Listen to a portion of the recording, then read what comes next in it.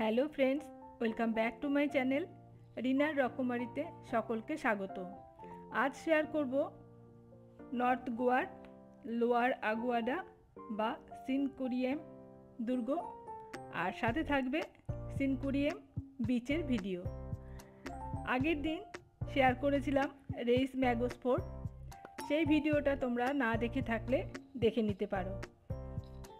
আমরা এই Reis ম্যাগোস fort থেকে বেরিয়ে এখন চলে আসছি রাস্তার দুপাশে অনেক হোটেল, রেস্টুরেন্ট, অনেক রকম দোকান, এইসব দেখতে দেখতে আমরা পৌঁছে গেলাম ফোর্টে। এই ফোর্টের যাওয়ার আগে ওপর থেকেই আমি একটু সমুদ্রের ভিডিওটা করে নিয়েছি। বিকেলবেলা খুব সুন্দর দেখতে লাগছিল দূর থেকে সমুদ্রটাকে। দেখো, আশা করছি তোমাদের খুব ভালো লাগবে।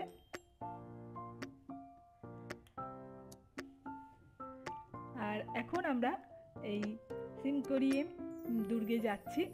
এটা অনেক পুরনো একটা ফোর্ট। এই ফোর্টটি তৈরি হয়েছিল 1612 সালে।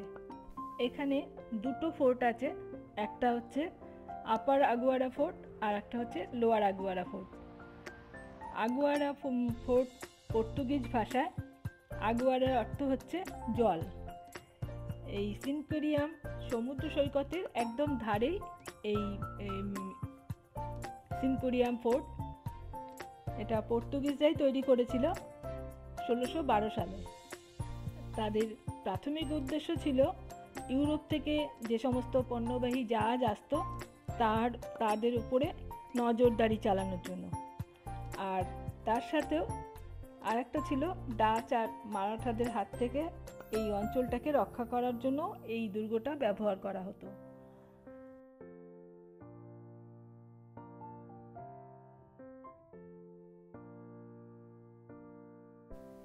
এই ফোর্টের ওপর থেকে সূর্যাস্ত দেখতেও অসাধারণ লাগে। সমুদ্র সৈকত তো দুর্দান্ত লাগছিল। আর এই বিকেলবেলায় অনেক মানুষের ভিড় হয় সূর্যাস্ত দেখার জন্য।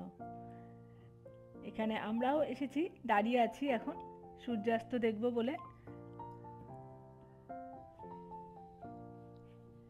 আর এই যে পাশে যে বিল্ডিংগুলো তোমরা দেখতে পাচ্ছ, এগুলো সব রিসর্ট। এগুলো হচ্ছে তাজ হোটেলের প্রপার্টি।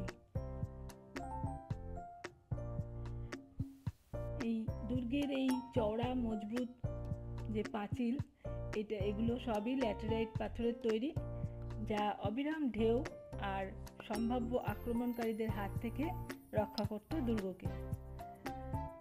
আর এই দুর্গের দেয়ালে আছড়ে পড়া ঢেউয়ের শব্দ শুনতে শুনতে অনেক ঐতিহাসিক ঘটনা জানার অভিজ্ঞতা হলো। আর এখন তোমাদেরকে আমি এই ফোর্টের পুরো অংশটাই দেখাচ্ছি, তোমরা দেখতে থাকো।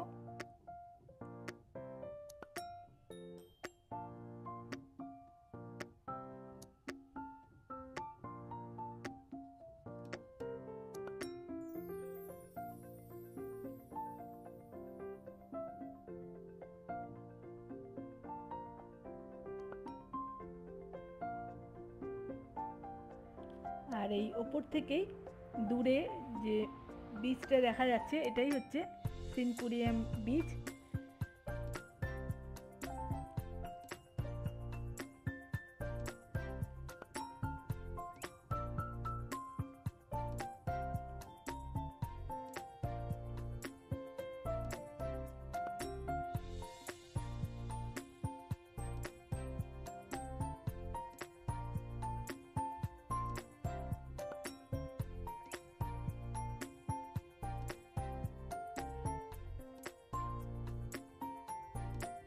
যে ধীরে ধীরে সূর্যাস্ত হচ্ছে, অপূর্ব লাগছিল দেখতে। অনেক দিন মনে থাকবে এরকম একটা সূর্যাস্ত দেখেছি।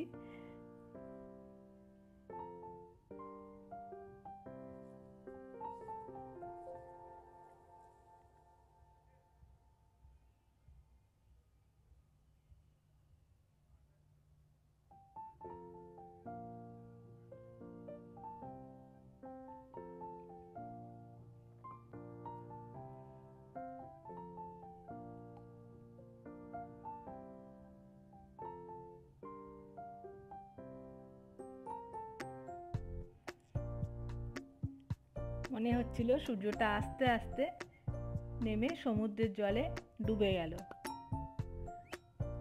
আর আকাশের রংটা এত সুন্দর লাগছিল, ভাষায় প্রকাশ করতে পারবো না।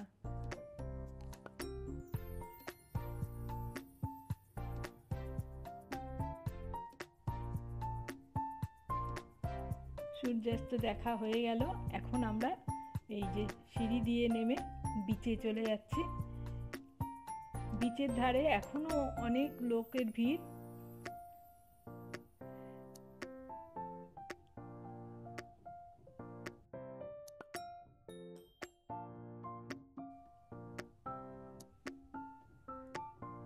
সূর্য অস্ত হয়ে গেছে, এখনো অনেক আলো রয়েছে। সমুদ্রের পাড়ে অনেকক্ষণ আলো থাকে, আস্তে আস্তে অন্ধকার নামে।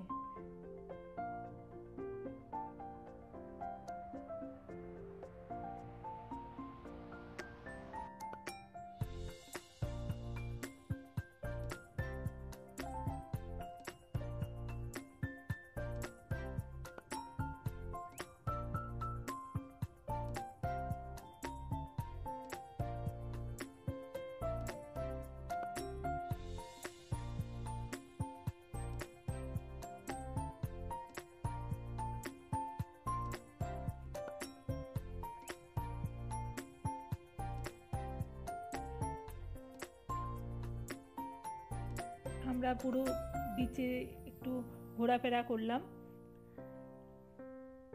আর আস্তে আস্তে এই সমস্ত যে বিচের ধারের যে রেস্টুরেন্টগুলো আছে সব আলো জ্বলে উঠেছে। এগুলোও দেখতে বেশ ভালো লাগছিল।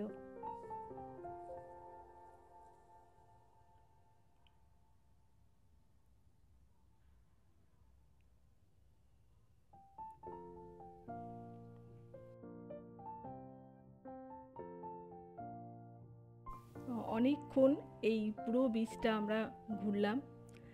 গোয়ার বিচ, প্রত্যেকটা বিচই খুবই পরিষ্কার।